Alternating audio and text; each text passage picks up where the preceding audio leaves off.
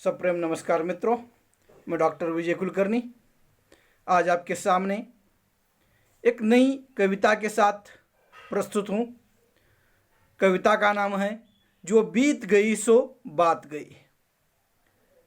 कवि है डॉक्टर हरिवंश राय बच्चन, जिनका जन्म 1907 में इलाहाबाद में हुआ है। इनकी मधुशाला, मधुबाला, मधुकलश ये रचनाएं हिंदी साहित्य में चर्चित है। इन्हें हालावादी कवि के माध्यम से जाना जाता है। इनके जीवन में बहुत सारी निराशा छा गई थी, उदासीनता आ गई थी, और इस उदासीनता से या इस जीवन के पीड़ा से बाहर निकलने की एक आशादायी प्रेरणा ये अपने कविता के माध्यम से पाठकों को दे देते हैं। वैसे इनकी पहली पत्नी श्यामा, इनकी जब बीमारी के कारण मृत्यु हो गई तब यह जीवन के घोर अंधकार में चले गए। जीवन में चारों तरफ निराशा छा गई। तब इन्होंने नीड़ का निर्माण, फिर क्या भूलूं क्या याद करूं आदि रचनाएं हिंदी साहित्य को प्रदान की है। जब श्यामा की मृत्यु के बाद इन्होंने तेजी बच्चन के साथ विवाह किया तो जीवन में एक नया प्रवाह आरंभ हुआ। और इसी तरह से इस कविता के माध्यम से वो कहते हैं कि समाज में बहुत सारे व्यक्ति के जीवन में दुख, पीड़ा, निराशा छाई हुई होती है और उसी में वह घुटन महसूस करते हुए जीवन जीने का प्रयास करता है। लेकिन कवि कहता है हम हमारे जीवन में जो बीती हुई घटनाएं हैं, बातें हैं, उसे भुलाकर नए जीवन के साथ जीवन जीना चाहिए। निराशा को छोड़कर आशा के साथ जीवन जीना चाहिए, क्योंकि जीवन है तो निराशा, उदासीनता, पीड़ा ये सब बातें आती ही है। जिस तरह से रात के बाद सवेरा हो जाता है, अंधेरे के बाद उजाला हो जाता है, उसी तरह से मनुष्य के जीवन में चाहे पीड़ा कितनी भी हो, उसके बाद सुख कहीं ना कहीं आ ही जाता है। और इसीलिए कवि यहाँ पर एक आशादायी प्रेरणा समाज को दे देता है। और इसके लिए उन्होंने प्रकृति के उदाहरण हमारे सामने रखे हैं। हम देखते हैं, कविता पढ़ते पढ़ते हम उसका विवेचन करेंगे। हम देखते हैं, कवि कहते हैं जो बीत गई सो बात गई। जीवन में एक सितारा था, माना वह बेहद प्यारा था। वह डूब गया तो डूब गया, अंबर के आनंद को देखो कितने इनके तारे टूटे, कितने इसके प्यारे छूटे। जो छूट गए फिर कहाँ मिले, पर बोलो टूटे तारों पर अंबर शोक मनाता है। वो कहता है टूटे तारों पर कब अंबर शोक मनाता है। यानी कवि हमारे सामने प्रकृति का उदाहरण दे रहे हैं। मनुष्य के जीवन में न जाने कितनी समस्या आ जाती है, कितनी निराशा आ जाती है, कितनी उदासीनता आ जाती है। उसके बाद भी मनुष्य ने वो निराशा से हटकर, उन उदासीनता के बादलों से हटकर प्रेरणा के साथ, नई आशा के साथ जीवन जीना चाहिए। और इसके लिए वह प्रकृति का कौन सा उदाहरण दे देता है। वह कहता है कि उस अंबर को देखो, उस आकाश को देखो, उसमें कितने सितारे होते हैं। वह बहुत प्यारे होते हैं, उसे अपने लगते हैं, लेकिन कोई टूट जाते हैं, कहीं डूब जाते हैं और वह वापिस उस अंबर को नहीं मिलते। फिर भी अंबर उस पर दुख नहीं बनाता, शोक नहीं बनाता, उदास नहीं होता, निराश नहीं होता। वह और अपना जीवन जीता है, वो उस पर शोक मनाते नहीं बैठता।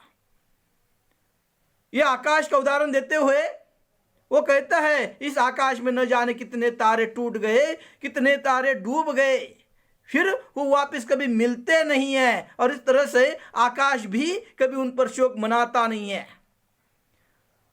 और इसी का ये अर्थ है कि मनुष्य के जीवन में बहुत सारे प्रिय व्यक्ति होते हैं जो अपने लगते हैं, जिस पर हमारा बहुत प्रेम होता है, हम अपने आप को उन पर निछावर कर लेते हैं। लेकिन अकस्मात किसी की मृत्यु हो जाती है, वो हमें छोड़कर चला जाता है, वो बाद में हमें मिलने वाला नहीं है। लेकिन वह अगर चला गया है, हमें छोड़कर चला गया, चाहे हम उस पर कितना ही प्रेम क्यों न करते हो, लेकिन उसके बावजूद वो एक बार चला गया है। और जीवन का सत्य यह है, जब जन्म मनुष्य लेता है तो उसकी मृत्यु अटल है, और इसलिए एक ना एक दिन उस व्यक्ति को संसार से जाना ही है। और इसलिए जीवन में चाहे हम किसी पर कितने न्यौछावर हो, किससे कितना भी प्रेम करते हो, वो अगर हमें छोड़कर चला गया है तो जाने दो। जो अतीत की घटना है, जो भूतकाल में घटित हो गया है, जो जीवन में पहले घटित हो गया है, उन्हीं बातों को लेकर सोचते मत बैठो। जो हो गया सो हो गया, जो बीत गई सो बात गई, जो घटित हुआ है उसे होना ही था। लेकिन उन घटनाओं को याद करते हुए हम उसे वापस तो नहीं ला सकते, और इसीलिए जो वर्तमान में हमारे हाथ में समय है, जो हमारा भविष्य है, उस भविष्य की तरफ हमें एक आशादायी दृष्टि से देखना होगा। और आने वाला जो समय है, आने वाला जो जीवन है, उस जीवन को खुशी से, आशा के साथ जीना चाहिए। जैसे उस अंबर में कितने तारे थे, कितने टूट गए, कितने उसे छोड़कर चले गए, और टूटे हुए तारे वापस नहीं मिलने वाले हैं, उसे पता है, और उसे वो तारे बहुत प्रिय थे। लेकिन उसके बावजूद वह अंबर कभी शोक नहीं मनाता, कभी दुख नहीं मनाता। उसी तरह से मनुष्य ने भी अपने जीवन में जो घटित घटनाएं हैं, जो हमारे भूतकाल में घटित हुआ है, उसे छोड़कर जीवन के तरफ एक नई आशा के साथ, नई दृष्टि के साथ देखना चाहिए। और इसलिए इस प्रकृति का उदाहरण हमारे सामने कवि बच्चन जी दे देता है। अब जैसे इसका उदाहरण व्यवहारिक दृष्टि से देना है, महाविद्यालयीन छात्रों के दृष्टि से देना है, तो हम देख लेते हैं कई छात्र अध्ययन कर लेते हैं, मेहनत करते हैं, लेकिन उन्हें जितने अंक नहीं मिलने चाहिए उतने अंक नहीं मिलते, इसलिए उदासीन हो जाता है, वो नाराज हो जाता है। लेकिन जो घटित हुआ है उसे जाने दो, अगले साल नए आने वाले जीवन में और अच्छी तरह से मेहनत करो, और आगे आने वाले उस अध्ययन को एक आशा भरी दृष्टि से देखो। यहाँ पर मुझे मेरे जीवन में क्या घटित हुआ, मैंने क्या किया था, ये मुझे इतने अंक प्राप्त हुए, इसलिए हम घबरा कर या डर कर, निराश होकर जीवन जी नहीं सकते, और उसका कोई मतलब ही नहीं है। और इसीलिए हम आगे क्या कर सकते हैं ये देखना होगा। ये छात्रों का उदाहरण हो गया, लेकिन सांसारिक जीवन में, सामाजिक जीवन में भी ऐसा होता है। हम किससे बहुत प्रेम करते हैं, वो व्यक्ति हमें छोड़कर चला जाता है, मन मस्तिष्क में आग लग जाती है, जीवन में उदासीनता छा जाती है, जीवन जीने की इच्छा नहीं होती, हर बार वही बातें बार बार याद आ जाती है, और इसके कारण मनुष्य के अंतर्गत मन में एक द्वंद्व चलता है, और उसके चलते मनुष्य आने वाला जो जीवन है उसे भी संकट में डालता है। और इसलिए कवि कहता है, जो चला गया है, बीतना था बीत गया है, जो बातें बीत जानी थी, घटित होनी थी, वो घट गई है, अब उस पर पछतावा करते हुए बैठने से कोई मतलब नहीं है। आने वाला जो जीवन है उसके तरफ आशा की दृष्टि से देखो। और इसलिए उन्होंने उस अंबर का उदाहरण दिया है, उस आकाश का उदाहरण दिया है। हम आगे देखते हैं, वो दूसरा उदाहरण हमारे सामने रखते हैं। वो कहते हैं, जीवन में वह थी एक कुसुम, थे उस पर नित्य निछावर तुम, वह सूख गया तो सूख गया, मधुवन की छाती को देखो, सूखी कितनी इसकी कलियां, मुरझाई कितनी बल्लरिया, जो मुरझाई फिर कहाँ खिली, पर बोलो सूखे फूलों पर कब मधुबन शोर मचाता है, जो बीत गई सो बात गई। कभी प्रकृति का दूसरा उदाहरण दे देता है, मधुबन यानी बगीचा। उस बगीचे में न जाने कितने फूल होते हैं, जो खूबसूरत फूल उस फूलों के पेड़ पर आ जाता है, पौधों पर आ जाता है, वो बहुत खूबसूरत दिखाई देता है। लेकिन उस उतने मधुबन में कई फूल मुरझा जाते हैं, कई शाखाएं लताएं वहां पर टूट जाती है, वह पुनः एक बार उस पौधे को जुड़ नहीं पाती। लेकिन इसके बावजूद वह जो बगीचा है वह शोक नहीं मनाता, दुखित नहीं होता। और इस उसी तरह से मनुष्य ने भी अपने जीवन में जो अपने जीवन में घटित घटनाएं हैं, जो हो गया है, जो छोड़कर चला गया है, उसे भूल कर ही उस बगीचे की तरह जीवन जीना चाहिए जिस बगीचे के फूल मुरझा गए हैं, लताएं वहां पर बल्लरियां टूट गई है, मुरझा गई है।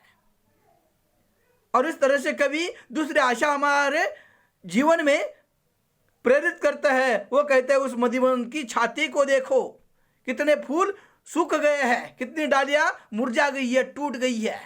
जो होना था हो गया, चाहे वह व्यक्ति हमें कितना ही प्रिय क्यों ना हो, कितना ही अपना क्यों लगता हो, लेकिन वह एक बार चला गया है। और जीवन का अंतिम सत्य है, मृत्यु जिसने जन्म लिया है वो जाने ही वाला है। इसलिए घटित घटना को वहां पर बार बार याद करते हुए हम दुखित होने के बजाय आने वाले उस वर्तमान को, चल रहे वर्तमान आया या आने वाले भविष्य की तरफ एक आशा की दृष्टि से देखे, जिस तरह से मधुबन देखता है, अंबर देखता है। आगे कवि कहता है, जीवन में मधु का प्याला था, तुमने तन मन दे डाला था, वह टूट गया तो टूट गया। मदिरालय का आंगन देखो, कितने प्याले हिल जाते हैं, गिर मिट्टी में मिल जाते हैं। जो गिरे हैं कब उठते हैं, पर बोलो टूटे प्यालों पर कब मदिरालय पछताता है। जो बीत गई सो बात गई। कवि मदिरालय का उदाहरण दे देते हैं। मधु का यहाँ पर अर्थ दो प्रकार से लिया जा सकता है। एक मधु का अर्थ है शराब, दूसरा जीवन में जो स्नेह है, प्रेम है, यह उसका दूसरा अर्थ है। और कभी पहले अर्थ में बता देता है कि मदिरालय में वहां पर कितने मिट्टी के प्याले होते हैं, और वो प्याले मिट्टी के बने हुए हैं, और वो एक बार टूट जाने वाले हैं, मिट्टी के बने हुए होते हैं, हाथ से गिर जाते हैं, टूट जाते हैं, मिट्टी में मिल जाते हैं। तो वह मदिरालय उस मिट्टी के प्यालों पर शोक नहीं मनाता, टूट गया सो टूट गया। और उसी तरह से हम मनुष्य के मन में प्रेम रहता है, स्नेह रहता है, और उसके बावजूद वो व्यक्ति चला जाता है, तो उस व्यक्ति को जाना था, चला गया, क्योंकि यह जीवन जो है उस घट की तरह है, जो मिट्टी से बना हुआ है, क्षणभंगुर है, और जिसने जन्म लिया है उसकी मृत्यु अटल है। और इसीलिए वो जिस तरह से मदिरालय में जो मधु के प्याले होते हैं वो मिट्टी के बने हुए होते हैं, वो टूट जाने वाले थे, टूट गए हैं, उस तरह से मनुष्य का जन्म है। वो जन्म क्षणभंगुर है, वो जीवन का अंतिम सत्य मृत्यु है। इसलिए उस जिसने जन्म लिया है वो तो चले जाने वाला है। और इसलिए कवि कहता है कि जो भी पल हमारे पास है, जो भी हमारा जीवन है, जितना भी हमारे पास हम जी सकते हैं, उसे आशा के साथ, मस्ती के साथ, वहां पर आनंद के साथ, खुशी के साथ जीवन जीना चाहिए, ना कि बीती हुए बातों को याद करके हुए जीना चाहिए। जैसे वह मिट्टी का बना हुआ जो प्याला है, यानी मनुष्य का जीवन भी उसी तरह से मिट्टी से बना हुआ है। और मिट्टी के पुतले तुम्हें इतना घुमाने क्यों, उड़ जाएगा एक दिन पंछी, रहेगा पिंजरा खाली। जिस तरह से कहा जाता है यह मिट्टी का बना हुआ शरीर है, और एक दिन नश्वर है, और वह टूटने वाला है, जाने वाला है। लेकिन उस पर हम उसे ही वहां पर कुरेदते हुए, याद करते हुए जीना कोई जीना नहीं है। इसलिए जो भी पल हमारे पास में है उसे खुशी के साथ जीवन वह जीना चाहिए।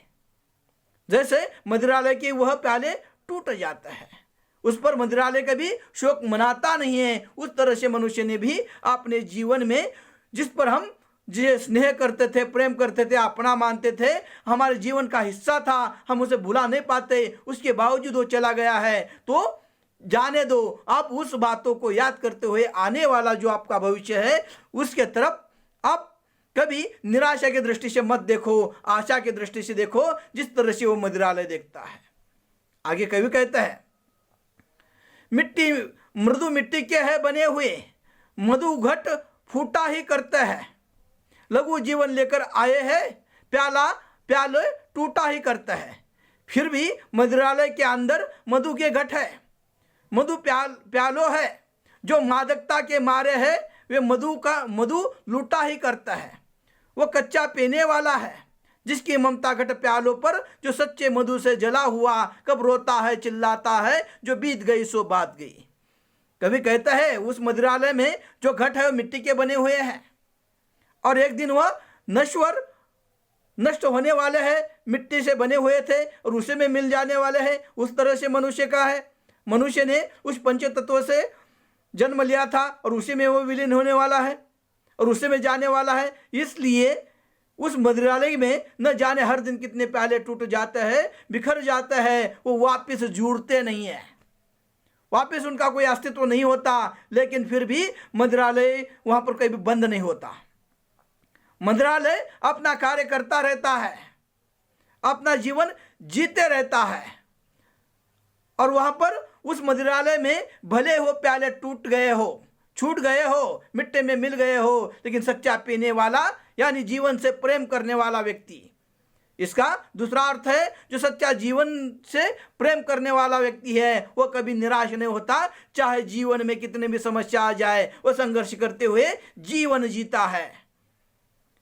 वो जीवन की वो घटनाओं को भूल जाता है और जो पल हाथ में है, जो आगे आने वाले भविष्य में है, उसके साथ खुशी खुशी के साथ जीवन जीता है और जीवन का जो लुप्त है, जीवन की खुशी है, उसी के साथ जीवन जीता है और जीना चाहिए। और इसलिए वो कहता है सच्चा पीने वाला, जिसकी ममता घट प्यालों पर, जो सच्चे मधु से जला हुआ है, कब रोता चिल्लाता है, जिसे जीवन से प्रेम है, जो अपना आने वाला जीवन भी खुशी खुशी से जीवन जीता है, वो कभी रोता चिल्लाता नहीं है, जीवन में उदास नहीं होता, निराश नहीं होता, पराजय नहीं मानता और संघर्ष करते हुए जीवन जीता है। और इस तरह से कवि हरिवंशराय बच्चन जी ने हमारे सामने जीवन की एक दृष्टि, एक आशादायी प्रेरणादायी सीख इस कविता के माध्यम से मिलती है। इसमें मनुष्य के जीवन की क्षणभंगुरता तथा जो जीवन की निराशा है, भूतकाल में घटित घटनाएं हैं, उसे भुलाकर नए जीवन का अतः से प्रारंभ करने की सीख इस कविता के माध्यम से दी जाती है। जीवन में, संसार में जीवन जीते वक्त समाज में जो बहुत सारी घटनाएं ऐसे होती है जिन घटनाओं को हमने कभी सोचा नहीं होता, कभी हमने उसके बारे में सोचा नहीं होता या हमें वह लगती भी नहीं है ये घटना घटित होगी, लेकिन फिर भी हो जाती है और इसलिए मन मस्तिष्क में जीवन में उदासीनता छा जाती है और वो हम उन घटनाओं को लेकर जीवन में कहीं ना कहीं उदास रहने लगते हैं। लेकिन उदास रहने की आवश्यकता है नहीं और इसलिए कवि बच्चन जी ने इन कविता में जो अलग अलग उदाहरण दिए हैं, जैसे हम देख लेते हैं उस अंबर के आनंद को देखो, आकाश को देखो, उसके तारे टूट जाते हैं, गिर जाते हैं, फिर भी उदास नहीं होता और मधुवन भी उसके फूल मुरझा जाते हैं, सूख जाते हैं, वो भी निराश नहीं होता। मदिरालय में घट वहाँ पर टूट जाता है, मिट्टी में मिल जाता है, फिर भी वह मदिरालय भी वहाँ पर कभी उदास नहीं होता और मदिरालय में जो आने वाला है, वह जो प्याले हैं टूटे हैं, वो बाद में जुड़ने वाले नहीं हैं। उसके बावजूद वहाँ पर मदिरालय कभी बंद नहीं होता और वह वहाँ पर आने वाले व्यक्ति जो जीवन की खुशी के साथ जीवन जीना चाहते हैं और वह जीवन जीते हैं। और इस तरह से जो जीवन को सच्चा प्रेम करता है, वह इन जीवन की निराशा से आशा की किरण ढूंढ लेता है। जैसे काली रात के बाद एक उजाला सामने आ जाता है, सवेरा हो जाता है, उसी तरह से मनुष्य के जीवन में निराशा के बाद आशा के क्षण आने ही वाले हैं। इसलिए मनुष्य ने अपने जीवन में निराश न होकर वहाँ पर आशा के साथ जीवन जीना चाहिए। इस तरह से हरिवंश राय बच्चन जी की एक कविता मनुष्य के जीवन में एक आशा निर्माण करने वाली, वहाँ पर प्रेरणा देने वाली कविता है। इसी के साथ मैं यहाँ पर रुकता हूँ। नमस्कार।